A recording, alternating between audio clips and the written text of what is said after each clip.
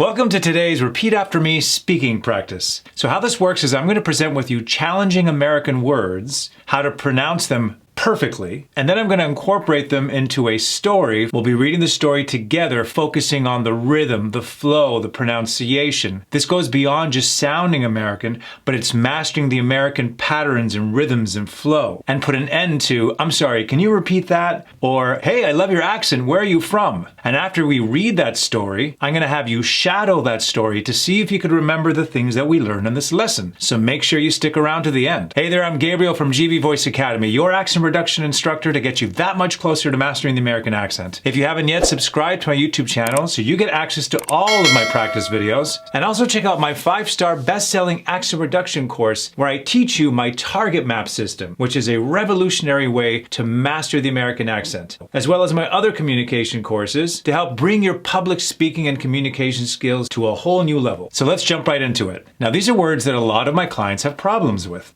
Better. So what happens to that T?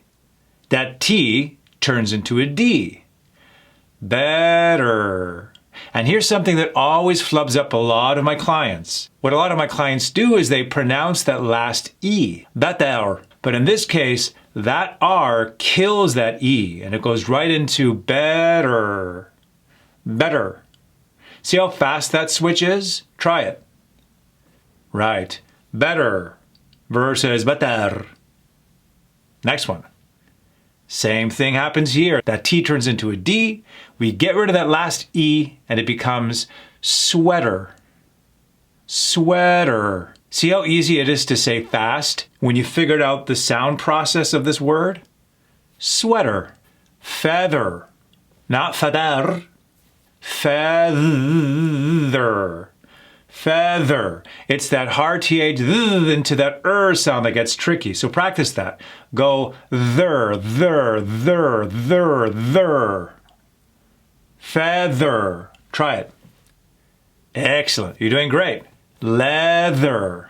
Same exact combination. Leather. There. Together. There. Together.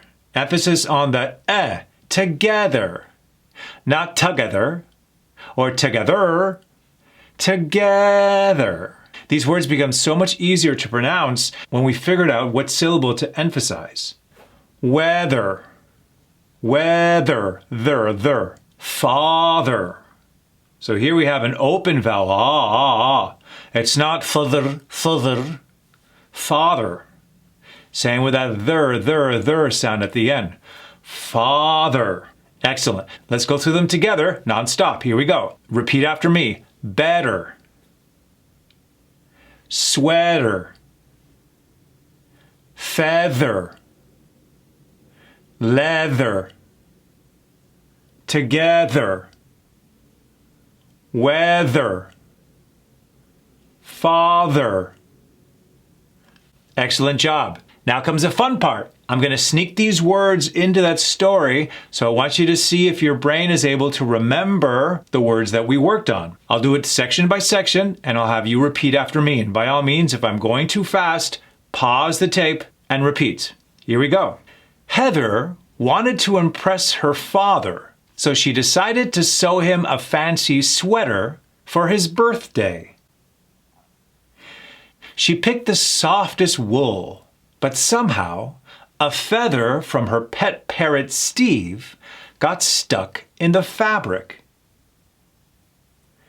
On the big day, she proudly handed over the gift. "Dad, I made this just for you." Her father slipped it on, smiling, until Steve swooped down, mistaking the feather for his own, and started aggressively pecking at the sweater. "Ah, get it off!" her dad yelled, flailing like a maniac.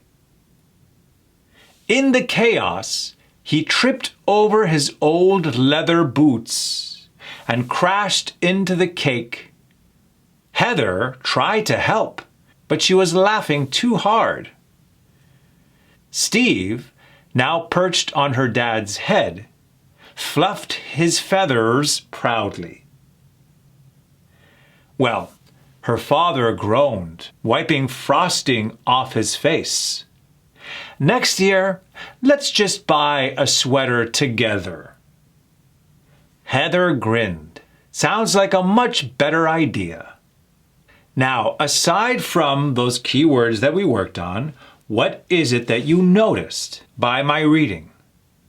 I never sped this up. I took my time and I gave space for those pauses. Again, I say this in all of my videos. Usually our mother tongues are a lot faster than American English.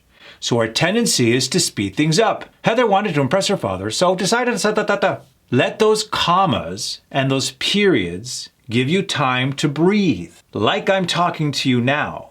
Do you notice that I am not speeding up? I'm taking my time. So now go through this on your own, keeping in mind the words that we worked on. But when you see a comma or a period, I want you to breathe. Allow yourself time to let these words land. Here we go, and good luck.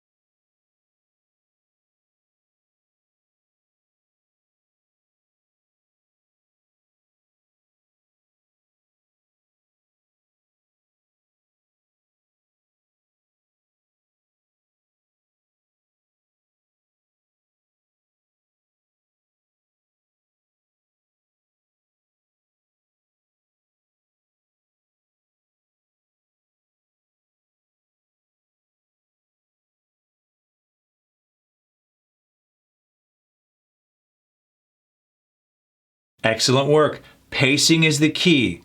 Give yourself the space and time so your brain is able to process these American sounds that you know very well because you've seen a lot of TV, a lot of movies. So these words are in your database, in your brain, especially if you watch a lot of American TV, which I always suggest you do. Shadowing, shadowing, shadowing is the key. And make sure to tune into this channel for your shadowing and pronunciation needs, getting you that much closer to mastering the American accent.